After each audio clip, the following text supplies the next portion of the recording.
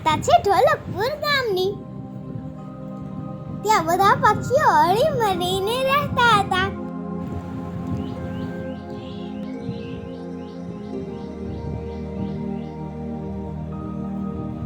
ત્યાં એક ઝાડ પાસે એક ચકલી આવે છે. અરે શું થયું? આજનો દિવસ તો ખૂબ જ સરસ છે. મને તો એવું થાય છે કે હું નાચવા માંડું. અરે તો નાચી લો ને. અરે પણ તમે નાચી કેમ શકશો?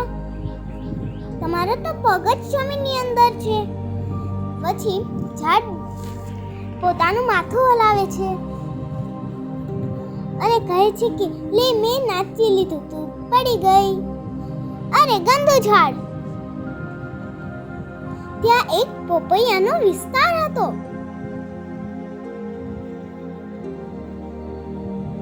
અને ત્યાં એક મોટું પપૈયું હતું. તે બધા જ પક્ષીઓની મદદ કરતું હતું અને પોતાના ઘરમાં તેને રહેવાની જગ્યા આપતું હતું. તે બહુ સારું હતું.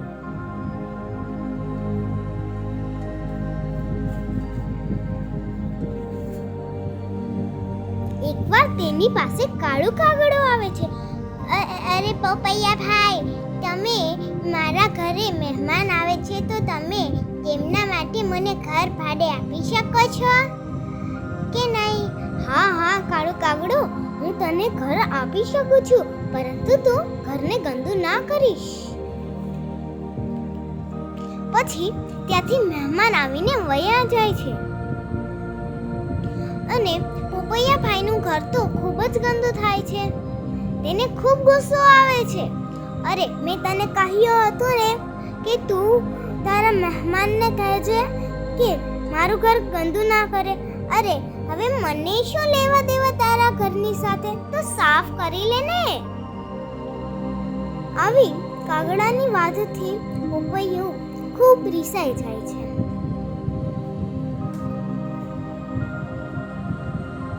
ઉપર ખૂબ વરસાદ પડી રહ્યો હતો. બધાએ પોતપોતાના ઘર બનાવી લીધા હતા, પણ એક કાળો કાગડો અને ચમેલી ચકલીએ જ ઘર ના બનાવ્યા હતા.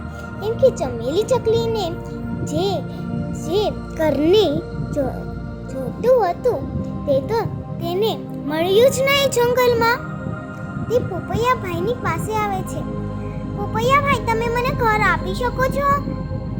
હા, હું તને ઘર તો આપું, પણ તું મારા ઘરને ગંદુ ના કરીશ. અને કાળો કાગડો બિચારો ઠંડીથી ધ્રુજી રહ્યો હતો. તે આવે છે પોપૈયા ભાઈ પાસે. પોપૈયા ભાઈ, તમે મને ઘર આપી શકો છો? ના કાળો કાગડા, હું તને ઘર નહીં આપી શકું.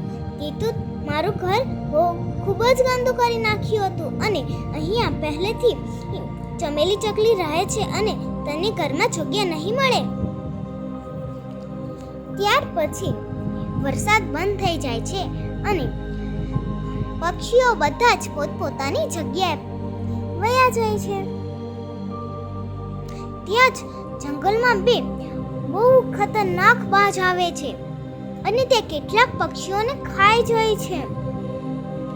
તે વૃક્ષોને પણ તેના ફળોને નુકસાન કરે છે.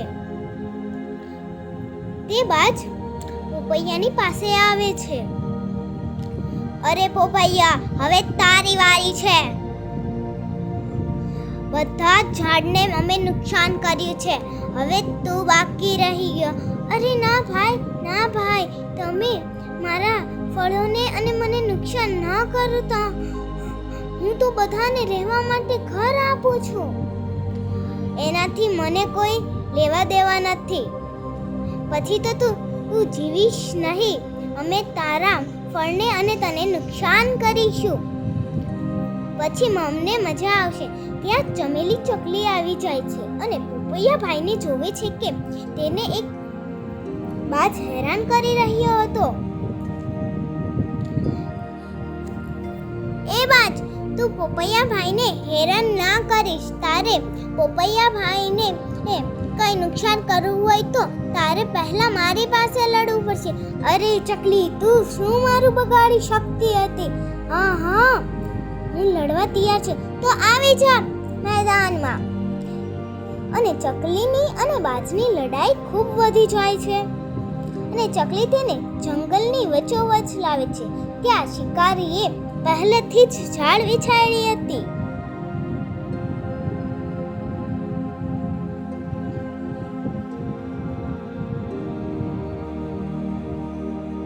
આ શું?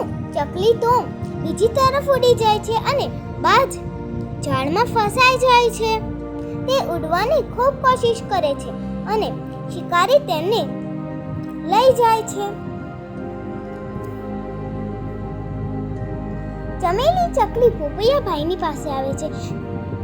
ચમેલી, તારો ખૂબ ખૂબ આભાર. તે પોતાનો જીવ જોખમમાં નાખીને મને મદદ કરી. કાંઈ વાંધો નહીં પોપૈયા ભાઈ, એમાં શું થઈ ગયું? તમે તો મારા મોટા ભાઈ છો. અરે, હવેથી તો આપણે સાથે જ રહીશું. અને હા રહીશું, પણ મારે મારું ઘર બનાવવું છે, એટલે હું લાકડા શોધવા માટે જાઉં છું. પછી હું મારું ઘર બનાવી લઈશ. અરે, તારે ઘરની શી જરૂર? તું તો મારા ઘરમાં રહે છે. તું તારા કાકાનું ઘર સમજીને તેમાં રહેજે. તને ખૂબ મજા આવશે.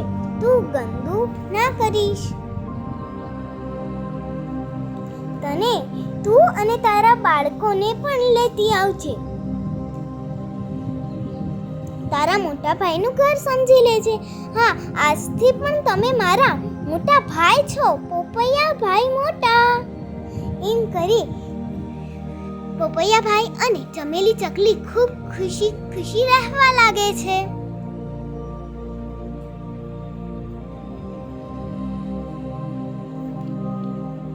જો તમે ચમેલી ચકલીની જેમ સારું જ ઈચ્છો બીજાનું, તો બીજા પણ તમારી મદદ કરશે.